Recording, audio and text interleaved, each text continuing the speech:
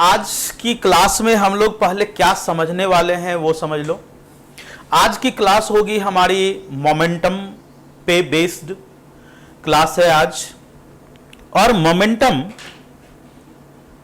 के बारे में जो चीजें थी जो हमने पिछली क्लास में पढ़ा था, मोमेंटम से रिलेटेड हमने न्यूमेरिकल्स किया था पिछली क्लास में। आज हम लोग क्या करने वाले हैं, मोमेंटम पे बेस्ड जो न्यूटन ने मोमेंटम को यूज करके सेकंड लॉ डिराइव किए थे उसको हम लोग समझने वाले हैं।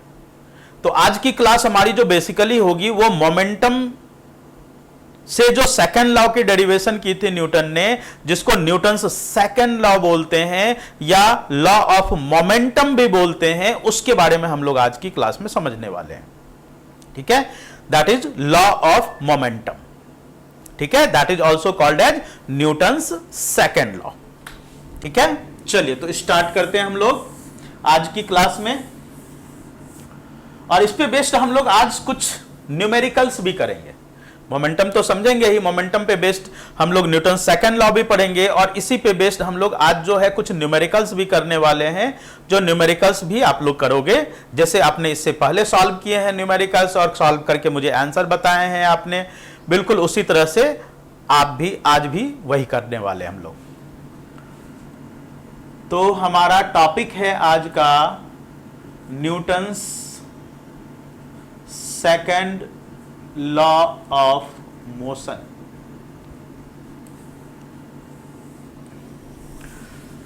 Newton's second law of motion. देखिए, Newton second law of motion को हम लोग लॉ ऑफ मोमेंटम भी बोलते हैं। मोमेंटम जिसको हम लोग P से डिनोट करते हैं, मोमेंटम को हम लोग P से डिनोट करते हैं, स्मॉल p। मोमेंटम का जो फॉर्मूला होता है P is equal to mass into velocity, ये होता है मोमेंटम का फॉर्मूला। और इसकी जो SI यूनिट होती है, मास की SI यूनिट क्या होती है, kg। मास की SI यूनिट क्या हो गई, kg। वेलोसिटी की SI unit metre per second, तो इसका जो SI यूनिट होगा kg metre per second, kg ms-1, या फिर आप इसको लिखते थे ऐसे kg मीटर पर सेकेंड। ये एक वेक्टर क्वांटिटी है क्योंकि इसमें मैग्नीट्यूड भी है, इसमें मैग्नीट्यूड भी है और इसमें डायरेक्शन भी है। मैग्नीट्यूड होने के साथ साथ डायरेक्शन भी है। ठीक है, दोनों ही चीजें हैं, मैग्नीट्यूड भी और डायरेक्शन भी। दोनों चीजें यहां पे होने के कारण ये कौन सी क्वांटिटी हो गई, ये बन गई एक वेक्टर क्वांटिटी। ठीक है, तो अब इसको यूज करके कैसे हम लोग इस पे based Newton second law derive करेंगे, इतनी चीजें हमने समझ ली थी पिछली क्लास में। यहां तक की चीजें हम इस पे बेस्ड हम लोगों ने न्यूमेरिकल भी सॉल्व कर लिए थे, इतनी चीजें हमने समझ भी ली थी। क्या है Newton second law? Newton second law है the rate of change of momentum is directly proportional to external unbalanced force applied on it in the direction of force। इसको हम लोग बोलते हैं Newton's second law of motion. ठीक है, this is called as Newton second law of motion. तो Newton second law of motion की theory तो ये है, लेकिन इसको हम एक्सप्लेन कैसे करेंगे Newton second law of motion को, इसको समझना पड़ेगा। इसी थियरी को हम लोग अब मैथमेटिकल फॉर्मुलेशन में कन्वर्ट करेंगे। ठीक है, मैथमेटिकल फॉर्मुलेशन में कन्वर्ट करने के लिए पहले इसमें से जो वर्ड्स हैं, इस वर्ड्स को समझना पड़ेगा। सबसे पहला जो ये वर्ड है यहां पे, दैट इज रेट। अब इस रेट वर्ड का मतलब क्या है? इस रेट वर्ड का मतलब हमेशा होता है इन 1 सेकेंड या फिर इन 1 यूनिट टाइम। 1 यूनिट टाइम में जो चेंज होता है उसको हम लोग बोलते हैं रेट। ठीक है, तो रेट वर्ड का मतलब क्या है, इन 1 सेकेंड। क्या 1 सेकेंड में? जो चेंज ऑफ मोमेंटम हो रही है, तो जो चेंज ऑफ मोमेंटम होगी 1 सेकेंड में, चेंज ऑफ मोमेंटम का मतलब क्या है? चेंज ऑफ मोमेंटम का मतलब है मोमेंटम कितने से चेंज होगी। ये कैसे पता चलेगा? जैसे सपोज करो कि आपके पॉकेट में 50 रुपए हैं, ठीक है, आपको पापा ने 100 रुपए और दे दिए, टोटल कितना हो गया? 150 रुपीज हो गए। तो चेंज कितने से चेंज हुआ, अगर हमें यह कैलकुलेट करना हो तो फाइनल आपके पॉकेट में कितने रुपए हैं माइनस इनिशियली पहले कितने रुपए थे, अगर हम फाइनल में से इनिशियल को माइनस कर दें तो क्या आ जाएगा? चेंज आ जाएगा, चेंज ऑफ मोमेंटम। अब चेंज ऑफ मोमेंटम का मतलब क्या होगा? इसका मतलब होगा final momentum minus initial momentum, यह मतलब होगा। दोनों में अगर हम डिफरेंस कैलकुलेट कर लें फाइनल मोमेंटम और इनिशियल मोमेंटम की, तो हमको उसकी वैल्यू आ जाएगी कि वहां पे कितने से चेंज हो रहा है। अब जब हम फाइनल मोमेंटम की बात करेंगे तो it will be mass into final velocity, this will be final momentum, mass into final velocity. Initial momentum is mass into initial velocity. This is initial momentum. This means mass into final velocity मतलब क्या? m into v. m into v. This is mass into final velocity. Initial velocity मतलब mass into initial velocity, that is m into u. This is initial momentum and this is final momentum. mv is the final momentum, mu is the initial momentum. अगर हम इस दोनों में से minus कर दें, final में से इनिशियल, फाइनल मोमेंटम में से इनिशियल मोमेंटम को माइनस कर दें, तो वो जो चेंज है 1 सेकंड में कितनी हो रही है, वही चीज तो यहां पे लिखा हुआ है. अब देखो यहां पे ये जो चेंज होगी 1 सेकंड में, ये जो चेंज होगी 1 सेकंड में, वो डायरेक्टली किसके प्रोपोर्शनल होगा? ये देखो डायरेक्टली प्रोपोर्शनल. हम क्या बोलते हैं, हम लोग इस तरह से सिंबल यूज करते हैं ना डायरेक्टली प्रोपोर्शनल का, आपको याद होगा इस तरह के सिंबल हम लोग यूज करते हैं, ऐसे हम लोग लिखते हैं ना डायरेक्टली प्रोपोर्शनल. क्लास 8 में पढ़ा है ना आपने, डायरेक्टली प्रोपोर्शनल को हम इस तरह से लिखते हैं. तो 1 सेकंड में मोमेंटम कितने से चेंज होगी? That is directly proportional to external unbalanced force applied. मतलब ये किसके डायरेक्टली प्रोपोर्शनल होगी? एक्सटर्नल अनबैलेंस्ड फोर्स के डायरेक्टली प्रोपोर्शनल होगी. तो यहां पे जो चीजें लिखी हुई है उस चीजों का मतलब अगर हम एक सिंपल से लाइन में बोले, सिंपल सेंटेंस में बोले, तो क्या बोलेंगे कि 1 सेकंड में मोमेंटम जो चेंज होगी वो चेंज किस पे डिपेंडेंट होगी? वो डिपेंडेंट होगी, वो डायरेक्टली प्रोपोर्शनल होगी on external unbalanced force applied. इस पे डिपेंडेंट होगी. ठीक है, किस पे डिपेंडेंट होगी? एक्सटर्नल अनबैलेंस्ड फोर्स अप्लाइड पे डिपेंडेंट होगी. 1 सेकंड में मोमेंटम कितने से चेंज हो रहा है? 1 सेकंड में मोमेंटम कितने से चेंज हो रहा है, वो किस पे डिपेंडेंट होगी? It will be directly dependent on external unbalanced force applied. अगर ये फोर्स अप्लाइड ज्यादा होगा तो मोमेंटम में जो चेंज होगी वो भी ज्यादा होगी. अगर ये फोर्स अप्लाइड कम होगा तो 1 सेकंड में जो मोमेंटम चेंज होगी वो भी कम होगी. ठीक है, यही यहां पे जो फॉर्मूला है, यहां पे जो डेफिनेशन लिखा हुआ है, इस डेफिनेशन से जो फॉर्मूला आएगा, जो रिजल्ट आएगा, जो आउटकम आएगा, वो सेकंड लॉ का आउटकम होगा. ठीक है, तो ये क्लियर है सबको? यहां तक में किसी को कोई कंफ्यूजन, यहां तक जो चीजें समझाई गई आपको कोई कंफ्यूजन है? अब इसी को हम लोग मैथमेटिकल फॉर्मुलेशन में लेके जाने वाले हैं. सेम यही चीज को मैथमेटिकल फॉर्मुलेशन में लेके जाएंगे कि force applied will be directly proportional to change of momentum in 1 second.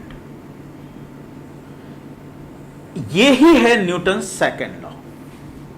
Force applied is directly proportional to change of momentum in 1 second. मतलब force is directly proportional to final momentum minus initial momentum. इसको अगर हम divide कर दें total time taken in second. Time किस में होना चाहिए? टाइम हमेशा सेकंड में होना चाहिए। Total time taken in second में होना चाहिए। तो force is directly proportional to final momentum. कहने का मतलब mass into final velocity minus initial momentum, मतलब mass into initial velocity divided by total time. Time किस में होना चाहिए? सेकंड में होना चाहिए। Divided by total time, time should be in second. तो force is directly proportional to, अब यहां पे भी m है और यहां पे भी m है, तो हम चाहें तो यहां से m कॉमन ले सकते हैं। ये हो जाएगा v minus you upon T. ये बन जाएगा v minus you upon T. हमने ये पढ़ रखा है कि v minus you upon T जो है ये होता है a होता है। तो f is directly proportional to क्या हो जाएगा? m इंटू ए हो जाएगा। m इंटू ए हो गया। इसकी जगह पे v minus you upon T की जगह पे हमने a रख दिया। अब इस साइन ऑफ प्रोपोर्शनलिटी, जहां पे भी साइन ऑफ प्रोपोर्शनलिटी होता है उसको हटाने के लिए हम एक कांस्टेंट का यूज करते हैं ना, एक कांस्टेंट का यूज। तो यहां पे जो कांस्टेंट होगा that will be k into m into a. ये जो कांस्टेंट है k, इसको हम लोग बोलते हैं कांस्टेंट ऑफ प्रोपोर्शनलिटी।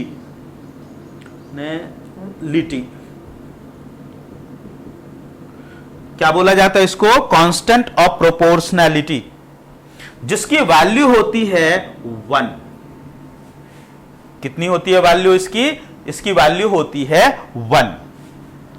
तो यहां पे जो फॉर्मूला हमारे पास आया F is equal to K into M into A, K की वैल्यू 1 है, तो 1 अगर हम यहां पे पुट करें तो 1 इंटू M इंटू A, इसकी फॉर्मुलेशन जो बनी हमारे पास वो क्या बने? F is equal to M into A। ठीक है, F इजिकल टू क्या हो गया? M इंटू A हो गया। यहां पे जो कांस्टेंट ऑफ प्रोपोर्शनलिटी है यहां के लिए 1 है, ये हमेशा याद रखिए। यहां के लिए 1 है, हमेशा हर जगह के लिए ये 1 नहीं होगा। ऐसा मत समझिएगा कि कहीं पे भी कांस्टेंट ऑफ प्रोपोर्शनलिटी हो तो हम वहां पे 1 ही यूज करेंगे, नहीं। अलग अलग जगहों पे कांस्टेंट अलग अलग होता है। यहां के लिए जो कांस्टेंट है वो 1 है। ठीक है, अलग अलग जगह, अभी जैसे अब अगले चैप्टर में पढ़ने वाले ग्रेविटेशन वाले चैप्टर में, वहां पे भी ये आने वाला कांस्टेंट ऑफ प्रोपोर्शनलिटी, लेकिन वहां पे जो है उसका मतलब अलग होगा। वहां पे वैल्यू अलग होगी कांस्टेंट ऑफ प्रोपोर्शनलिटी की, यहां पे अलग है। फिर अगले चैप्टर में आएगा जो वर्क एंड एनर्जी है, वहां पे भी आपको एक बार ये चीज आएगा फिर से, जिसमें काइनेटिक एनर्जी को हम लोग डिराइव करेंगे। फिर से यहां उसी तरह से हम लोग कांस्टेंट ऑफ प्रोपोर्शनलिटी यूज करेंगे। तो अलग अलग जगहों पे कांस्टेंट ऑफ प्रोपोर्शनलिटी की वैल्यू अलग अलग होती है। यहां पे जो इसकी वैल्यू है वो 1 है। ठीक है, तो हमारे पास न्यूटन सेकंड लॉ का जो आउटकम आया वो आया F is equal to M into a. ठीक है, ये है फोर्स। यहां तक में किसी को कोई कंफ्यूजन है, कुछ पूछना है यहां तक में? देख लीजिए, आप एक एक स्टेप को देख लीजिए। Force is directly proportional to change of momentum in 1 second था, जो कि इसका फॉर्मूला ही था। F is directly proportional to final momentum minus initial momentum divided by time taken. Final momentum is m into v, initial momentum is m into u divided by time taken. m यहां से common ले लिया तो v minus u upon t. F is directly proportional to m into a हो गया। v minus you upon T a होता है तो m इंटू a हो गया। अब इस साइन ऑफ प्रोपोर्शनलिटी को हटाने के लिए हमने एक कांस्टेंट यूज किया, that is k, that is constant of proportionality, जिसकी वैल्यू 1 है। तो k की जगह पे हमने 1 लिख दिया, तो फॉर्मूला हमारे पास क्या बन गया, F is equal to m into a. अब इसको ऐसा मत कीजिएगा कि आपसे अगर कोई पूछे कि न्यूटन का सेकंड लॉ क्या है तो आपने बोल दिया F is equal to m into a जो है वो न्यूटन का सेकंड लॉ है। नहीं, ऐसा नहीं है। ये तो इसका रिजल्ट है, ये तो इसका आउटकम है, ये न्यूटन का सेकंड लॉ नहीं है। न्यूटन का सेकंड लॉ तो ये है, this one, this is called as Newton second law. Force is directly proportional to the rate of change of momentum in the direction of force. ठीक है, तो rate of change of momentum जो होती है 1 second में, that is directly proportional to external unbalanced force, उसको हम लोग बोलते हैं न्यूटन सेकंड लॉ। ये तो उसका आउटकम हुआ, ये तो उसका रिजल्ट हुआ। ठीक है, तो ये हुआ F is equal to m into a. Force, F is force, m is mass, a is acceleration. Force की जो SI यूनिट है, फोर्स इज न्यूटन। इसको हम लोग कैपिटल N से डिनोट करते हैं। ठीक है, फोर्स की SI यूनिट क्या होता है, न्यूटन। इसको हम लोग क्या, कैपिटल N से, कभी स्मॉल n से डिनोट मत कीजिएगा, स्मॉल n से दूसरी चीज डिनोट करते हैं, ये कैपिटल N से डिनोट किया जाता है। न्यूटन इजिकल टू m मतलब kg into acceleration metre per second square. तो न्यूटन क्या हुआ, is equal to kg metre per second square. अब एक बात बताओ, मान लो ये ऑब्जेक्ट है एक, जिस ऑब्जेक्ट का मास है 1 kg। इस ऑब्जेक्ट पे मान लीजिए हमने कुछ सर्टेन फोर्स अप्लाई किया। ठीक है, यहां पे कुछ हमने सर्टेन फोर्स अप्लाई किया और उस फोर्स के कारण इसमें, इस ऑब्जेक्ट में एक्सीलरेशन आ रहा है 1 मीटर पर सेकेंड स्क्वायर का। ठीक है, ये एक ऑब्जेक्ट है जिसका मास है 1 kg। इस पे हमने कुछ सर्टेन फोर्स अप्लाई किया और उस फोर्स के कारण इस ऑब्जेक्ट में जो एक्सीलरेशन आ रहा है वो कितना आ रहा है, 1 मीटर पर सेकेंड स्क्वायर का एक्सीलरेशन आ रहा है। तो अगर आपसे पूछा जाए कि यहां पे हमने कितना फोर्स लगाया है, तो आप क्या बोलोगे, फोर्स इजिकल टू क्या होगा, m इंटू ए। m की वैल्यू क्या है 1, a की वैल्यू क्या है 1, तो F इजिकल टू कितना आ गया, 1 न्यूटन। ये आ गया फोर्स यहां का, तो यहां का फोर्स कितना है, 1 न्यूटन फोर्स है। ठीक है, 1 न्यूटन फोर्स है according to this formula. m into a, m की वैल्यू 1 है, एक्सीलरेशन जो यहां प्रोड्यूस हो रहा है दैट इज 1, तो फोर्स इजिकल टू क्या हो गया, 1 न्यूटन हो गया। क्या हम यहां से 1 न्यूटन की फोर्स को डिफाइन कर सकते हैं? देखिए, तो यहां से अगर हम 1 न्यूटन की फोर्स को डिफाइन करना चाहें तो कैसे डिफाइन करेंगे? हम क्या बोलेंगे, if an object of mass 1 kg is applied with certain force having acceleration of 1 meter per second square, then the force will said to be 1 Newton. मान लीजिए क्वेश्चन ये आए, define 1 Newton of force. Define 1 Newton of force कैसे define करेंगे? इसी situation को हम क्या करेंगे, सेंटेंस के फॉर्म में लिख देंगे। If an object of mass 1 kg, है ना, object of mass 1 kg is having an acceleration of 1 meter per second square, ये acceleration, then the force applied will said to be 1 Newton. से आपने देखा होगा कि एक बहुत कॉमन सी ऑब्जर्वेशन है, मान लीजिए कि आप फील्डिंग कर रहे हो, क्रिकेट खेल रहे हो आप और फील्डिंग कर रहे हो, आपकी तरफ कोई बॉल आ रहा है, क्रिकेट बॉल आ रहा है, उसको आपने कैच किया। कैच करने के बाद आप क्या करते हो, हाथ को पीछे लेकर के आते हो। कैच किया, कैच करने के बाद हाथ को हम पीछे लेकर के आते हैं। क्यों लेके आते हैं पीछे? अगर हम हाथ को वहीं पे रोके रखें तो आपने ये जरूर ऑब्जर्व किया होगा, अगर हम हाथ को वहीं रोके रखें तो हाथ में बहुत तेज चोट लगता है ना। सबको पता है ये बात, सब लोग ये बात जानते हो, सब लोगों ने ये चीज किया होगा। तो इस केस में अगर हम हाथ को पीछे लेकर के आ रहे हैं तो हमारा पर्पज क्या है? जैसे मान लो कि हाथ बॉल को कैच किया हमने और हाथ को पीछे लेकर के आए, तो बॉल जो वहां पे वेलोसिटी में थी, मान लो कि वो बॉल 200 ग्राम की बॉल थी, मान लेते हैं 200 ग्राम की बॉल थी, वो बॉल आपके तरफ आ रही थी 90 किलोमीटर पर आवर की स्पीड से। आपने उस बॉल को कैच किया और कैच करके हाथ को पीछे लेकर के आए।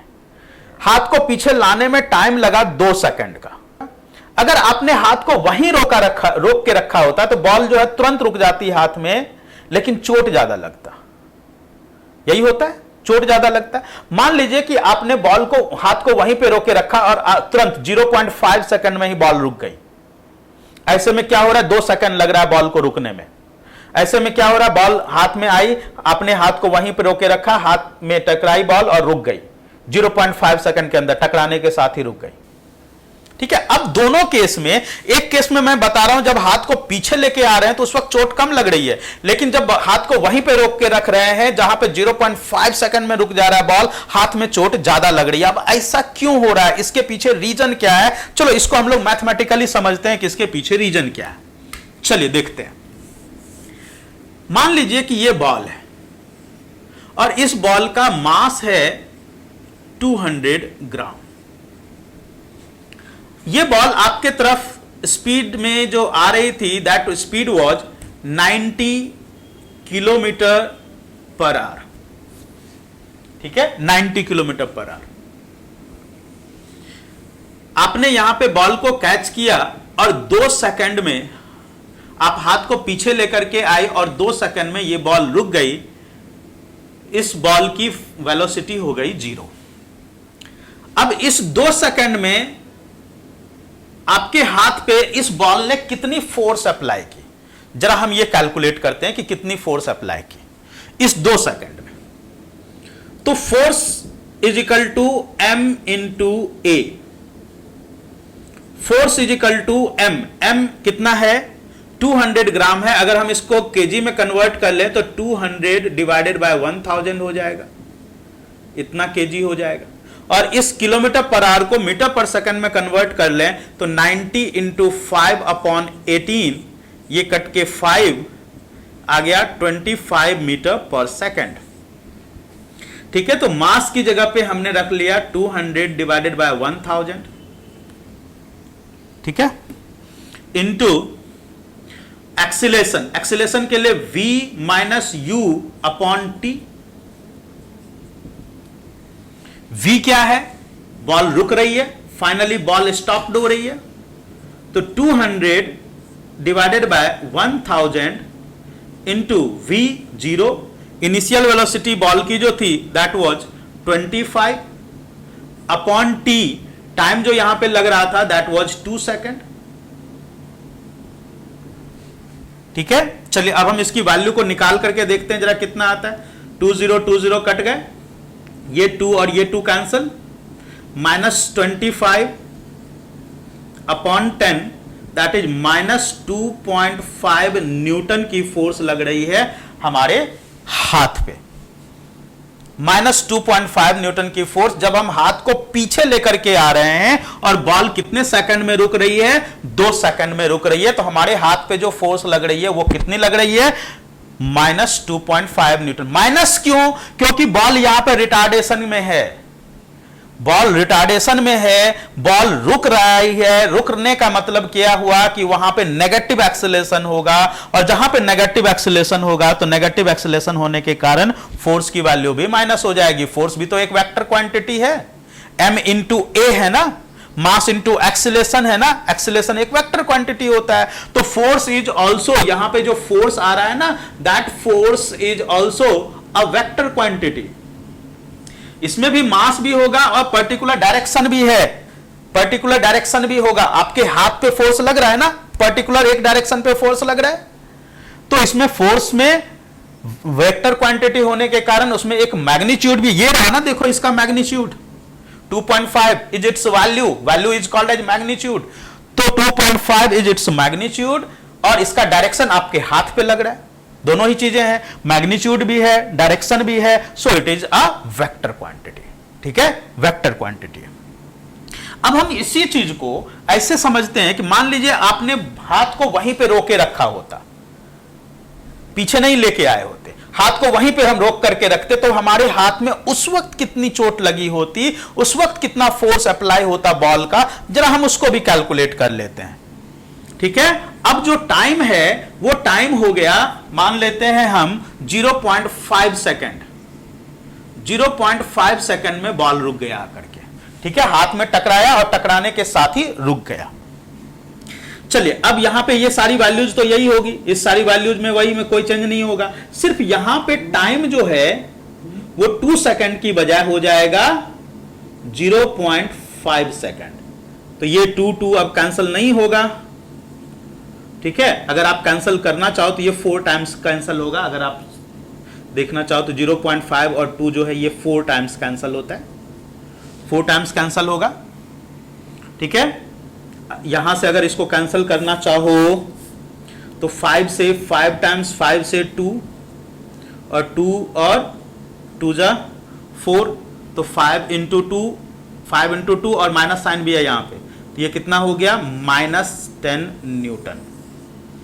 पहले के केस में कितना फोर्स लग रहा था, पहले के केस में फोर्स लग रहा था -2.5 न्यूटन।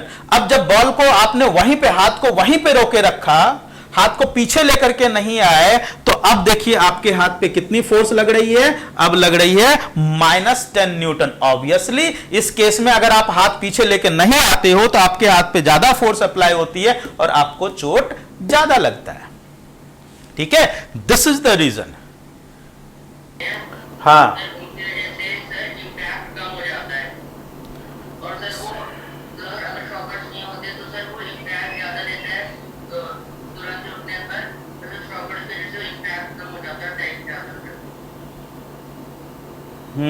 बिल्कुल सही बात है। सॉकर्स के कारण जो है फोर्स का इंपैक्ट कम हो जाता है।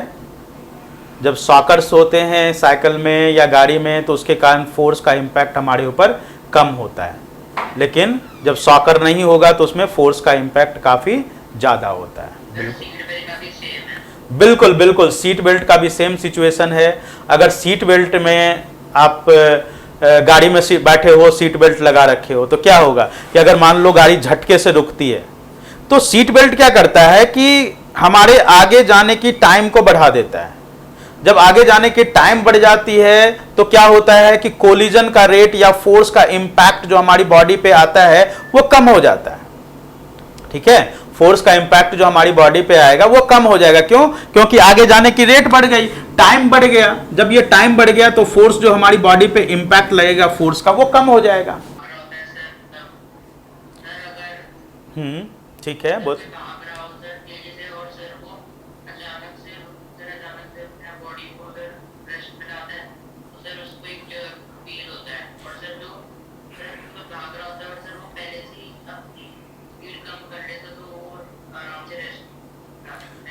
बिल्कुल बिल्कुल बिल्कुल सही एग्जाम्पल बताया आपने। जैसे मान लीजिए कोई चलती बस से उतर रहा है नीचे या चलती ट्रेन से नीचे उतर रहा है, तो वैसी कंडीशन में क्या होगा, चलती बस या चलती ट्रेन से नीचे उतरते वक्त कि वहां पे उसको थोड़ी दूर तक गाड़ी के साथ में दौड़ना पड़ेगा। अगर वो उस गाड़ी के साथ में थोड़ी दूर तक नहीं दौड़ा तो क्या होगा, अचानक वो रुकेगा, वो गिर जाएगा, नीचे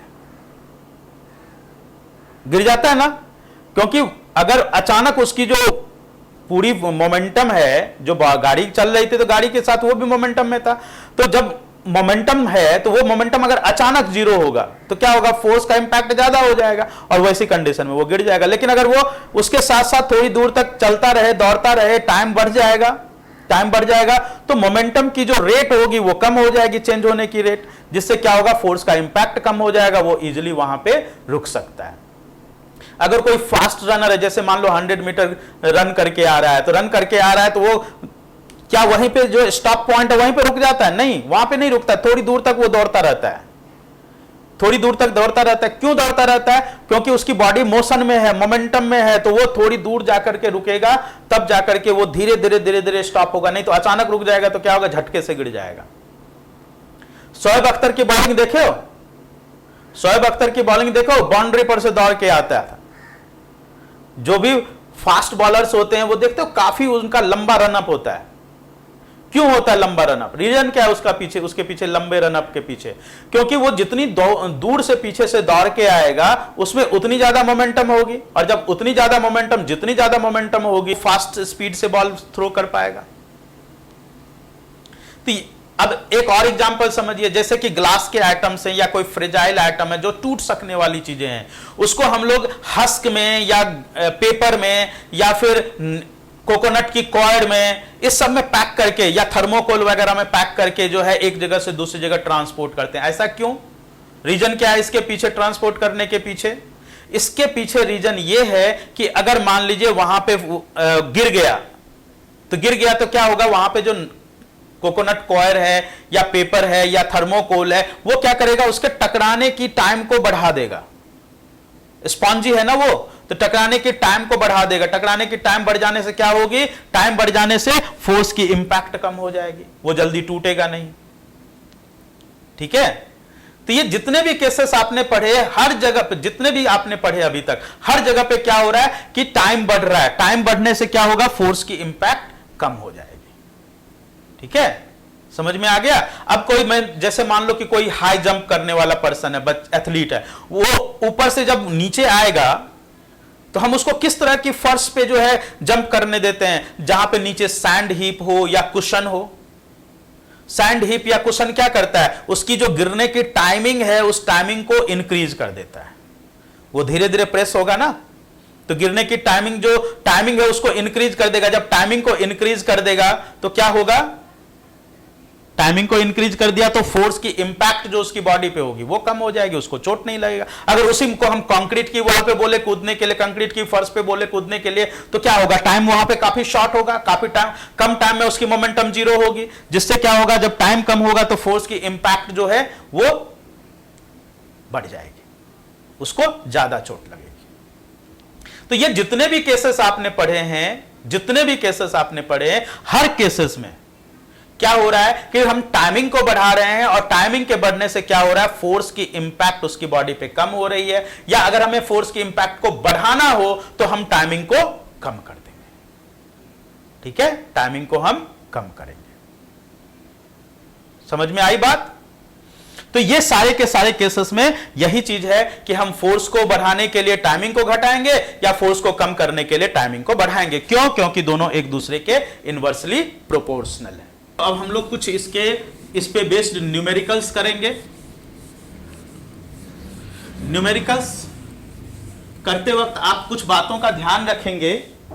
पहली बात क्या ध्यान रखेंगे, सबसे पहले तो फॉर्मूला जो फोर्स का है दैट इज m/a, जिसकी की SI यूनिट क्या है, इसकी SI यूनिट है न्यूटन।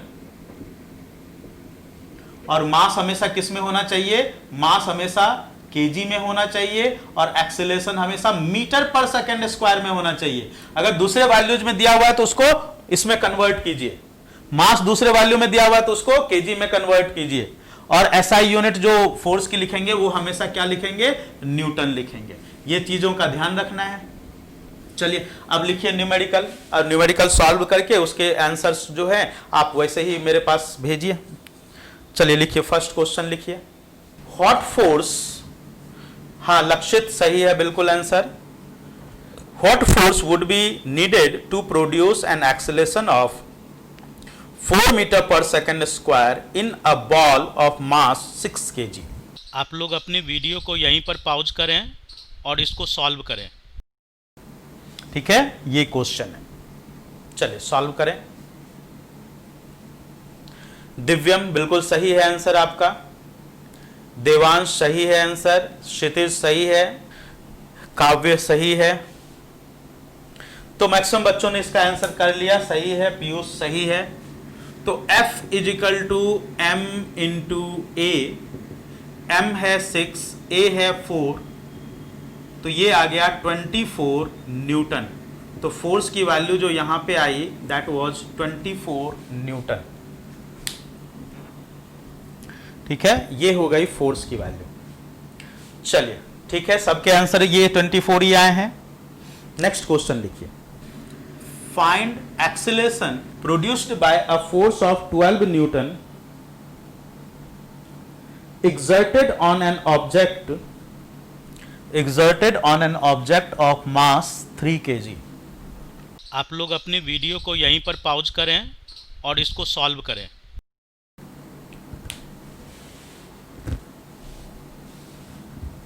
ठीक है, बिल्कुल सही है आंसर, लेकिन आंसर में आपने एक्सीलरेशन के में न्यूटन लिख दिया है, ये कैसे हो सकता है? एक्सीलरेशन पूछ रहा है। हाँ, देवांश आपका सही है, लक्षित सही है, दिव्यम सही है, काव्य सही है। F is equal to M into a, 12 equal to M, 3 into A equal to 12 upon 3 that is 4 metre per second square. This is the answer. ठीक है, question number 2। Question number 3, calculate the force required to impart to a car a velocity of 30 metre per second in 10 second starting from rest। velocity of 30 meter per second in 10 second starting from rest if the mass of car is 1500 kg। if mass of car is 1500 kg। आप लोग अपनी video को यहीं पर pause करें और इसको solve करें। कार की मास कितनी दी हुई है? 1500 kg दी हुई है। आंसर बिल्कुल सही है आपका लक्षित। चलिए यहां पे देखिए क्या होगा इसका आंसर। फोर्स निकालना है आपको, तो फोर्स निकालने के लिए चाहिए M इंटू ए।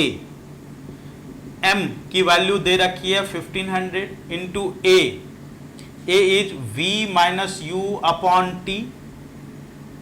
तो 1500 into V 30 minus you 0 upon T 10।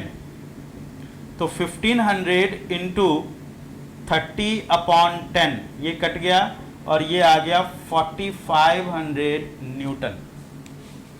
ठीक है, answer here will be 4500 Newton. Next question लिखें। A truck starts from rest, मतलब initial velocity 0 and rolls down a hill with constant acceleration. It travels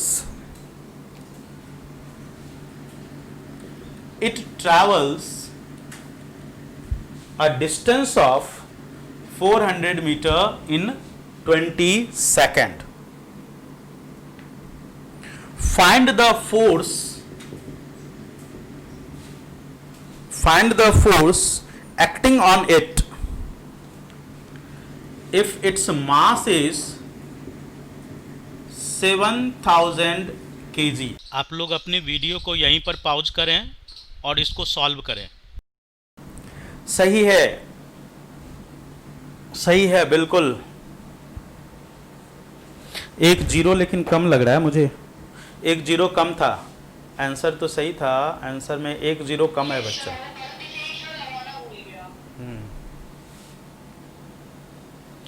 answer कोई बताना मत, answer लिख करके दो, आंसर कोई बताएगा नहीं। फोर्स निकालने के लिए हमें चाहिए m इंटू ए, m तो गिवन है, a निकालना पड़ेगा। यहां पे a निकालने के लिए आपको क्या क्या गिवन है, u गिवन है, s गिवन है और t गिवन है। तो a निकालने के लिए हम फॉर्मूला अप्लाई करेंगे, s is equal to u t plus half a t square. 400 is equal to u t, 0 into 20 plus half into a into 20 into 20। तो 400 इज इक्वल टू, यहां पे देखो 20 इंटू 20, 400 इंटू ए bye 2, ठीक है, ये 200 हो गया। तो एक्सीलरेशन इज इक्वल टू कितना हो गया, 400 डिवाइडेड बाय 200, ये आ गया 2 मीटर पर सेकेंड स्क्वायर का एक्सीलरेशन आ गया। तो फोर्स निकालने के लिए m इंटू ए कीजिए, यहाँ पे m है 7000 इंटू ए की वैल्यू आपके पास आ चुकी 2, F इज इक्वल टू हो जाएगा 14,000 Newton. This will be the answer. Okay,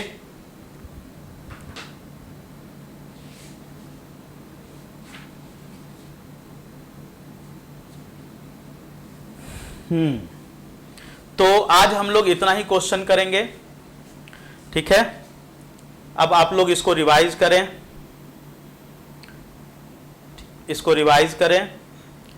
notes मेरे ख्याल से सबके पास हैं ऑलरेडी, नहीं है तो ग्रुप में सॉफ्ट कॉपी है इसकी, तो आप लोग इसको रिवाइज करें, ठीक है बच्चों। चलो ओके बच्चों, बाय बाय, टेक केयर।